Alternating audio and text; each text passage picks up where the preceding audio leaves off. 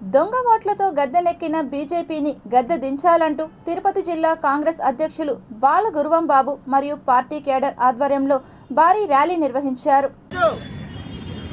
ఈ భారతదేశానికి ఒక చీకటి రోజుగా మేము భావిస్తూ ఉన్నాం. ఈ దేశంలో ప్రజాస్వామ్యం భారత రాజ్యాంగం అమలుపడుతుందని అందరూ కూడా భావిస్తూ ఉన్న సందర్భంలో ఎంతో మంది నేతలు భారతదేశానికి స్వాతంత్రం తేవడం కోసం ఎంతో పాటలు పడి ప్రాణాలు అర్పించేటువంటి సందర్భం.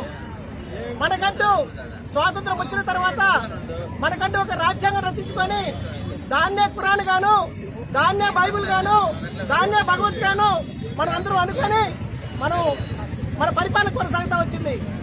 కానీ ఈరోజు నరేంద్ర మోడీ యొక్క ప్రభుత్వం ఈరోజు ఎలక్షన్ కమిషనర్ ని చేతిలో పెట్టుకొని వారికి తొత్తులుగా మారి ఎలక్షన్ కమిషన్ ఈరోజు ఓట్ల చోరీకి పాల్పడేటువంటి ఘటన. అందువల్లే ఈ యొక్క భారతదేశ ప్రతిపక్ష నేత రాహుల్ గాంధీ గారు ఈరోజు ప్రతిరోజు కూడా ఈ యొక్క ఎలక్షన్ కమిషనర్ ని పైన పోరాటం చేయడం జరుగుతూ ఉంది. మేమందరం కూడా చెప్తా ఉన్నాం, కాంగ్రెస్ పార్టీ తరఫున మేము ఒకటే కోరుకుంటా ఉన్నాం, నీతి నిజాయితీగా ఎలక్షన్ జరిపించండి. అప్పుడైతేనే ఈ భారతదేశానికి స్వాతంత్రం వచ్చినట్టు. లేకపోతే ఎప్పటికీ కూడా పేదవాడికి స్వాతంత్రం రాలేదని, ఈ భారతదేశానికి స్వాతంత్రం రాలేదని మేమందరం కూడా భావిస్తా ఉన్నాం, ప్రజలు కూడా భావిస్తా ఉన్నారు.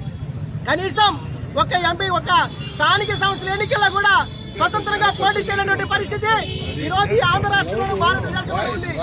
అదేవిధంగా ఎంపీ ఎలక్షన్ తీసుకున్నా, ఎమ్మెల్యే ఎలక్షన్ తీసుకున్నా పూర్తిగా ఓట్ల చోరీకి పాల్పడుతూ ఉన్నారు.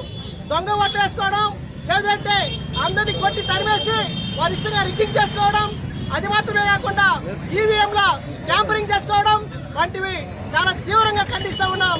ఇది మేము నరేంద్ర మోడీ ప్రభుత్వాన్ని మేము గద్దె దింపాలని మేము మనస్ఫూర్తిగా కోరుకుంటూ దీని అందువల్లే మేము యొక్క ఓట్ల చోరీ యొక్క ధర్నాన్ని ప్రజలకు అందరికీ కూడా తెలియజేస్తూ ఉన్నాం. జై కాంగ్రెస్.